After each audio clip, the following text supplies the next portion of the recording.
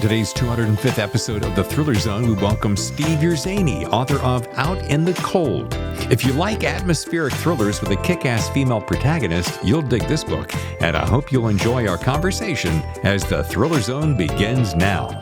By the way, Steve Urszenyi, welcome back to The Thriller Zone for repeat performance.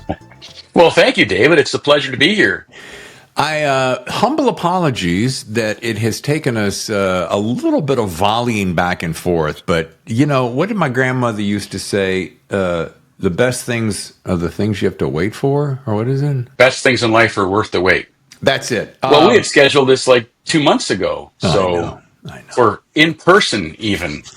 But that was my fault because I had to kibosh my Cali trip, and that kind of put the damper on that one. Yeah, I'm gonna tell you straight up. I had a lot of things planned for you. I hired a camera crew. I mean, we were gonna really pull out the stops on you. Oh no, seriously? Mm-hmm. You made up for it by sending that very tasty single malt beverage. Well, I'm glad you enjoyed that. I broke it open with my brother-in-law who came in last weekend, and I said, I don't know what we were celebrating, maybe just haven't seen him for a while. And I'm like, oh, I've got just the thing, thanks to my good buddy.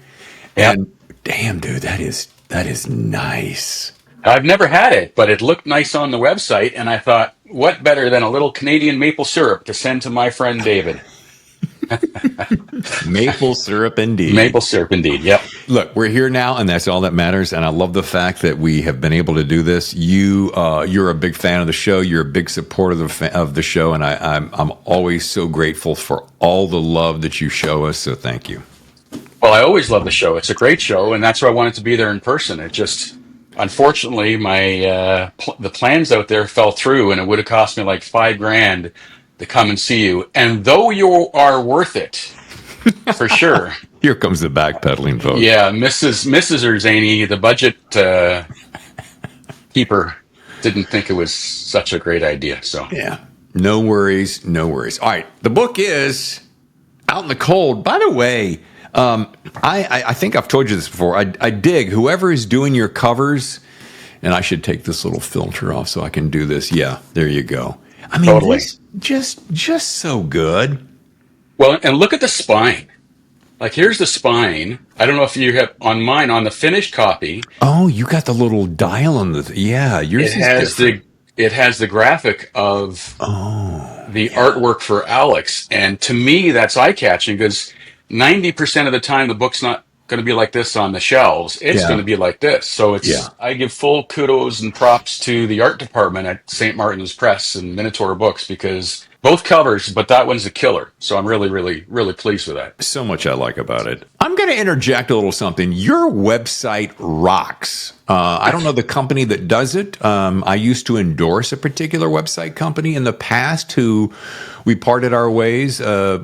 No harm, no foul. Your site, I'm telling you, man, just dials it in so well. Oh, thank you. Well, that's Walden Design, I think, is the name of the company, and they set it up. I got to give a little credit to myself because I do a lot of the tweaks myself, but they start the artwork off, and then sometimes I'll tweak things, and they started the design off, and then I've been tweaking things. So it's a bit of a partnership between myself and the designers. But thank you. I'll pass that along. Yeah, very, very nicely done. All right. Well, I have many things to say and very little time in which to say it. Now, the last time we spoke, Steve, it was episode 160. This go around, you're going to be up at around 205. Wow. So I think we finished this year with 210 episodes here in our third year, which has been pretty amazing. Yeah, that's, if my math is correct, that's like 70 a year. So well done. Yeah, well, on average. You know. I love my job. But the reason I bring that up is we were discussing, you were a debut author, and it was Perfect Shot, which it was. Thank you. Now you're back with Out in the Cold, which is another riveting read. And I'm telling you, man, the accolades on this, and I was actually chatting with our mutual friend Ryan Steck this morning, Mr. Real Book Spy and I have struck up quite the friendship over the last year, and we're huge fans of one another. He's a huge fan of yours. I was reading, and I reached out to him. I said, dude, this is a great, let me just read it for a second. In the world of espionage and high-stakes thrillers, few authors can match the adrenaline-fueled intensity and pulse-pounding action of Out in the Cold. Yeah, Ryan is a hell of a dude, and his books are great, and his website is one of the most authoritative in the business, so that's truly high accolades. Yeah. I'm very, very appreciative of that. So I'm going to toot your horn one more time. Thank you. And here's why. These are guys that I really, really admire and respect, and I like. They're good guys. Simon Gervais, Yerzaney, delivers another electrifying world-class thriller, simply a jaw-dropper.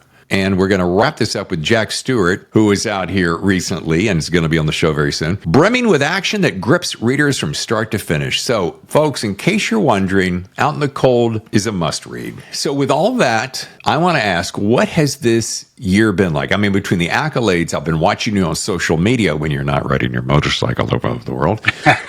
Well, life is great. First and foremost, I'm a happy camper. I'm writing full-time. I'm working on my third Special Agent Alex Martel series. So that there's been no official announcement. We just haven't made one for some reason. But officially, I signed a contract with St. Martin's Press, Minotaur Books again, for a third installment of the series. So that's coming, and I'm wrapping up writing on that. As you know, putting another book out and then working out a deal for yet another book, editing. It's been a whirlwind. Perfect Shot was nominated for 3 literary awards. Wow. Which I'm so grateful for. And as they say, and it's true, it's an honor to be nominated. This year I had the misfortune of being nominated against, if you want to call it against, alongside with I.S. Berry, Alana Berry, The Peacock and the Sparrow, a fantastic book, a great read. I have no ill will towards her for, beating my pants in the International Thriller Writers Best First Novel Award category. She's been taking home so many prizes. So, but yeah, just to be nominated for multiple literary awards has been a thrill. And I'm enjoying going to the conferences, Thriller Fest and BoucherCon. So it's been great. Yeah. A lot of fun. I want to take 5 seconds here on I.S. Berry. Alana, I got a chance to meet her. Let's see, it was BoucherCon San Diego. That would have been last summer, I believe it was. Mm-hmm. And I was doing little, I would call micro sets where I was interviewing a bunch of artists back to back there at downtown San Diego. That was the first time I'd met her. I had just started reading her book, and I didn't have enough time to fully prepare, but I was instantly taken with her graciousness, her kindness, her affability, her like, I'm just writing a book. And that book is probably, and I don't think I've given it the accolades that I need to give it, it's easily in the top 10 books of this year. Peacock and the Sparrow, just stunning. The book is unassuming. It kind of sneaks up on you. It's just a quiet little literary work of spy fiction. And it kind of matches her personality. So it's a terrific read and by a great writer. I want to cut to the chase about Out in the Cold. So I'm curious. Let's do this. Let's just shoot out of the gate and give me the story. Because Alex, I could talk about Alex for a while, and I've got a couple of questions for you. So what's the book about? Well, the book is, if I go by sort of the copy, the ad copy, it's a book about Alex being thrown back into a world of deception when a series of attacks threatens to ignite World War III. Someone's tampering with the NATO alliance and picking on little NATO. Which is now it's the second newest member of the alliance. And who's doing that? All fingers are pointing at Russia. It's a conspiracy thriller, a spy thriller. But who is it? Is it really Russia? Is it somebody else? What's going on? So Alex is not exactly put on the case. She kind of is, kind of isn't. It's Alex. So she goes after it kind of like a dog with a bone and tries to get to the bottom of what's actually going on. So it's a spy caper and it's an Alex Martel thriller all wrapped up into one. Yeah, she's so good. I am curious, mainly because you and like me and several other dudes who write thrillers chose to have a female protagonist. And what was behind choosing a woman, Alex, to be your ass-kicking special agent? I answer this question a fair bit because it's unusual. both in the genre and for a male to be writing that character. But I didn't pick Alex so much as she picked me. And while that sounds cliche, it's the truth, because I'm a pantser, which means, for those who don't know, there are kind of two schools of thought in writing. One is guys and gals who write by the seat of their pants, not having a clue what they're doing when they sit down to write and stare at a blank screen and a blank page.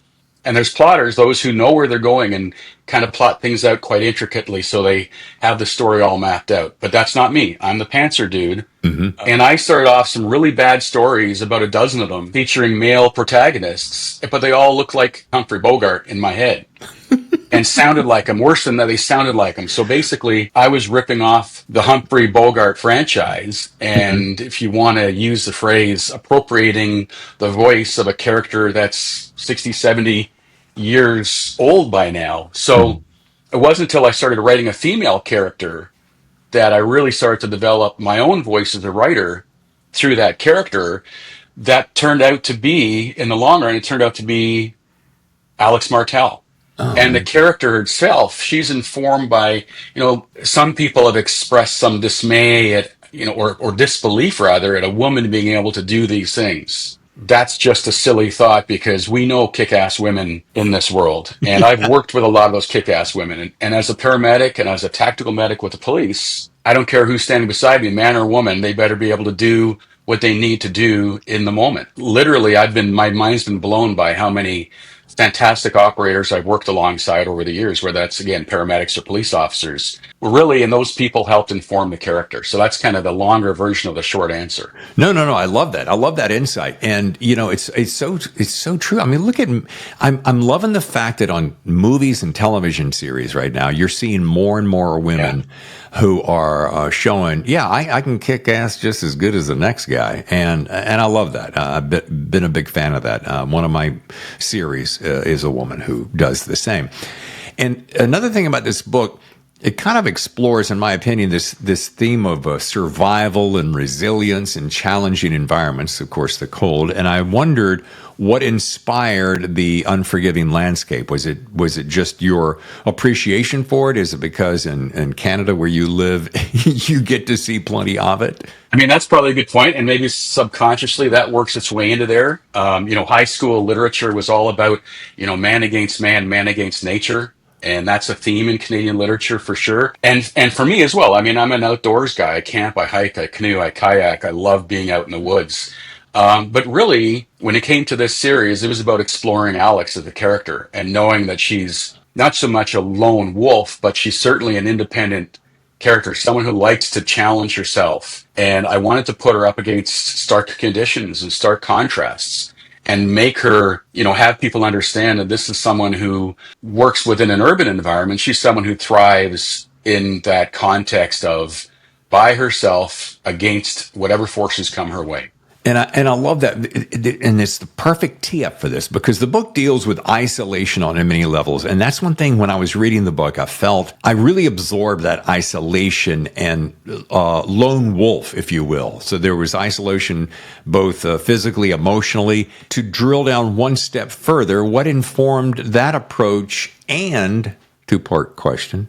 What informed that approach, and what do you hope readers will take away from it with that in mind? The isolation theme, both the internal, the personal, the human, as well as the environment again. Helsinki, which is where a lot of the story takes place. Yeah. It is kind of, Lynn and I my wife Lynn and I visited Helsinki to do the research. And I was actually we both were quite surprised by how much it resembles our own, where we live. The sort of the Canadian Shield, the Laurentian Shield, the granite hitting the surface of the land, very, very much a rugged landscape. For Alex, I wanted people to know not just what she was, like where she was, but who she is. And that whole rugged, the challenge of how she was raised, being raised independently by her dad, the general, her dad being an army general, who we meet briefly out in the cold, but I can tell you he makes a major appearance in the next book. And her mom, who we refer to, I think, in Perfect Shot, but don't get a glimpse of, both of whom, she was a doctor, both of whom very independent characters who imbued that sense of toughness and resilience and independence in their daughter. So I like to set the story. It was natural for me to set the story in a way that really reflected those qualities of Alex and showed those qualities off. Well, one thing I've noticed about you, and I think, it's so funny. Well, first of all, let me make this point. You're a big fan of research. It's very clear.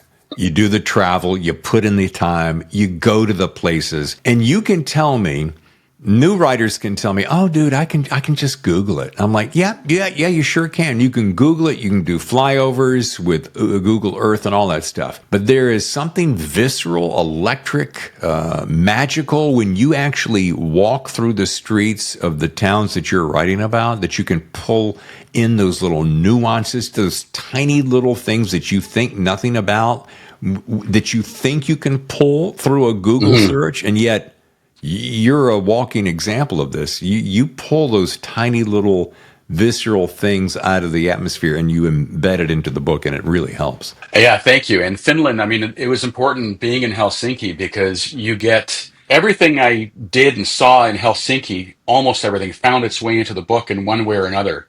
Whether it's a thought, whether it's a sensation, whether it's a breeze coming at Alex, whether it's a little plush toy, a Moomin, whatever it is, I used a little funny tidbit there, or the steps that are seen on the steps of the cathedral, the Helsinki Cathedral, which was that it's part of a foot pursuit.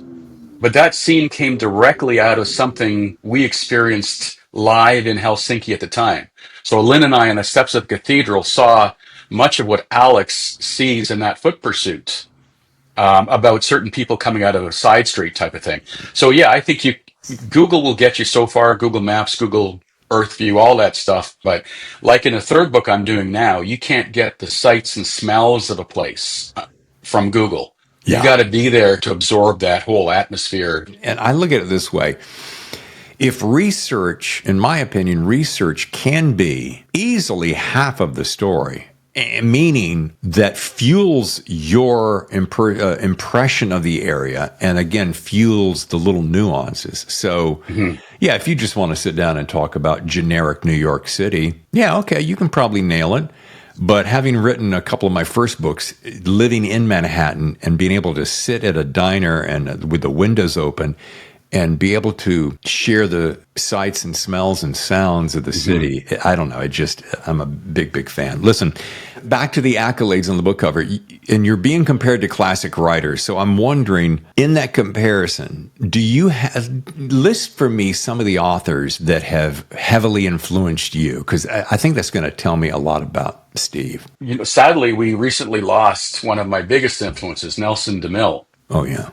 Who was a terrific writer. And I found the John Corey series 20 years ago, whatever it was, and consumed everything after that, whether it was John Corey or his John Sutter character from the Gold Coast. I learned so much from his writing and his writing style. And I hope that finds its way into my books. And even to the point where I try to use in almost every John Corey story, Nelson DeMille story, he would use the phrase apropos something, apropos this. And I always loved that because it was kind of in the middle of nowhere, and he would use this kind of puffy saying apropos, which just sounded so bougie, but knowing Nelson DeMille from reading about him and knowing his books and his characters, not bougie at all. But I love that. So I try to put apropos of something into my books now. Yeah. But there's Nelson DeMille, there was Tom Clancy, of course, and Robert Ludlum.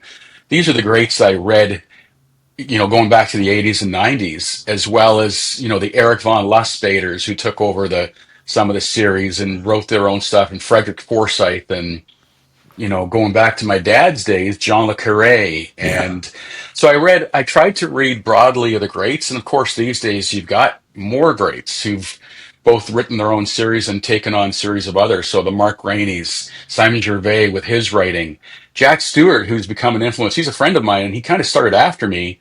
And look at him now. He's soaring, figuratively and literally. Yeah. Because he's so good at taking on and just making thrillers his own in his own unique genre now. So these are kind of all my influences, past and present. It's so funny and so coincidental that you'd pull those three names up, because I learned of Simon Gervais probably into my first or second year of the show, and did not know of him very well. Come to really respect his talents. Mark Graney, probably one of the biggest, best writers doing it today. I mean, I would venture to say that he's at the very top of the game with The Gray Man. And then Jack Stewart, like you said, I read that first book and I'm like, hey, Jack, nice job. Then he comes around with the second book and I'm like, Jack, what have you been doing? He goes, I've been working. I'm like, it's very obvious. And then he was into town recently and we sat down for brunch and he told me what was on his plate. And I was like, holy bananas. I'm like, dude, nobody's working as hard as you. So yeah, big accolades. And you've named some of the biggies. But I'm telling you, without blowing smoke up your skirt, and I probably would say this if you weren't in the room, you're going to be up there, right there, dude, with all those Thank grades. you. Yeah. Thank you. Appreciate it. I do want to say, as we kind of start wrapping, one of my favorite things is we wrap the show, and I don't know that I asked you this in episode 160 because I'm not even sure I was doing it back then, but best writing advice. Now, before you do that, I'm going to tee this up. You brought up Pantser and Plotzer, which Chris Hoddy and I are a mutual friend. We laugh about this all the time because those two phrases get used all the time. But do you find that, and this is something I meant to ask earlier, did you find yourself trying at one time to do outline and then it didn't work? Or did you just always say, you know what? I'm flying by the seat of my pants. I'm hoping the muse is going to show up. I've got the imagination that it takes, and I'm just going to roll with it. Yeah, the Simon Gervais, who had multiple projects going on at one time, suggested to me I try to be more of a hybrid between a plotter and a pantser. Mm-hmm. And I tried that with book 2 and failed miserably and had to literally delete the first 80 pages. Wow. And start again. So I've tried plotting. It doesn't work for me. Now the best I can do is give a synopsis of what I think the story is going to be. Because my publisher, when they want to hire me to write a book, basically, which is what they're doing, they want to know something about the book. So I do have to do a little bit of a synopsis for them initially, but by no means it's not extensive. It's like 2 or 3 paragraphs of what I think the story will be. And then as I start writing it, it may or may not deviate from that. So I just have to stick with the pantsing side of it. Wow, you're telling me that you can sell a book on 2 to 3 paragraphs? Yes, sir. Yeah. Bravo. Thank you. So far, so good.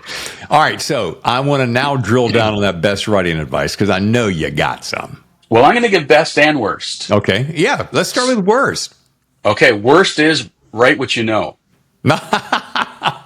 Don't write what you know. Yeah. That's so boring. Yeah. No one wants to hear about my life as a paramedic. I mean, maybe there's some good stories out there, but sure. Don't write what you know. Being a writer means stretching your literary wings, your imagination, and going places people don't go. Write what you know. So does that mean people who write about serial killers should go ahead and participate in that? I don't think so. So never mind that advice. Don't write what you know. And then the best advice I ever got, which I give credit because I dabbled in writing for years and I stopped because I hit a wall and I wasn't a plotter and people said, well, then you're not a writer. If you're not outlining, you're not writing. But it was years after that I met some people, some showrunners of a TV show who said to me when they knew I wanted to write, they just said, Steve, if you want to write, just write. Yeah. So the best advice to anybody thinking about writing is just do it. Don't worry that you haven't got enough words in your mind to put on the page. Just start writing. Put words on the page and the words will flow. And the ideas will flow and they'll spark other ideas. And if you're a plotter, it'll help you plot faster. If you're a pantser, it'll get you from one chapter to the next pretty quickly. So just write. I so applaud that and back you up on that because, people who go, oh, I don't know if I've got a really unique, exciting idea. I don't know if this has been the case with you, but I can't tell you how many times I've sat down and I've done this as an exercise. I said, you know what I'm going to do? I'm going to sit down. I'm going to find 2 or 3 words out of the clear blue. I'm going to come up with some little piece of an element of a story. And then I'm going to sit down and just write 1 page. That's all I'm going to do. No pressure, dude. And I'm saying this to myself. No pressure. Yeah. And then all of a sudden, it's amazing what magic will appear. Magic being relative. So my point to that is sometimes I think you just got to give yourself permission and get out of your own way and just get into the flow. And hey, by the way, if you start writing and it sucks, then stop doing it and go do something else. Yeah, for sure. But the reality is, as you said, it's in creating the words and putting them on paper that the ideas begin to come and flow. And you have to get out of your own way. You have to Yeah. get out of your own head and thinking, "Oh, I got to make this good." No, you don't. Like you said, write shit. It's Yeah. going to be crap. When you want to be a performative, when you want to act or dance or paint, it's going to be awful in the beginning. And the writing shouldn't be and isn't any different than that. It's going to be awful. It's something that gets better with practice. I'm going to share something that it's on an upcoming show. I think she kicks off December. Danielle Trussoni was on the show. We recorded it already, and she had the best thing. She goes, I have some friends who do marathon running. And she goes, and they spend quite a bit of time getting in shape, practicing their craft. She goes, why do we think that of course the athletes, they got to go put in the miles and the time and figure the diet and so forth to become a good runner?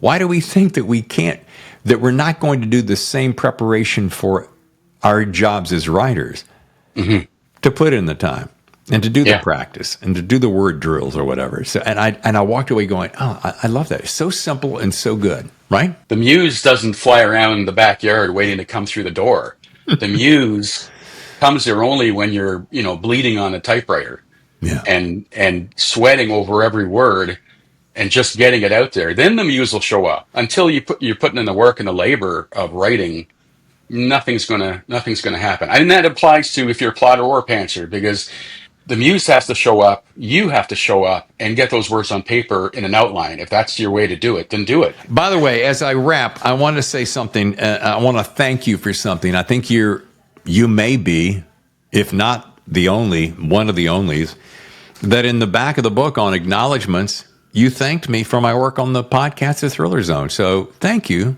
for that. Oh, you're very welcome. I mean, where would we be without... These days, it's hard to get the word out. It's getting more and more difficult in some ways to get the word out. And it's our friendships and relationships and these opportunities to spread the word that we only get access to through the people doing great podcasts and shows. Not only that, you're not just giving me an opportunity to present myself, but I'm getting a chance to learn about other people and hear about what they're doing and hear your story. So it's all, it's very much about partnerships and relationships and helping each other out. This is a business of relationships, and we're lucky to be in it. So thank you. Yeah, well, thank you. And you know what? It is true. It really is a business of relationships. And Ryan and I, to refer back to Ryan Steck, we were talking about this morning, that it is all about business relationships. Yes, it's a business. Yes, it's relationships. Yes, it's art. Yes, it's craft.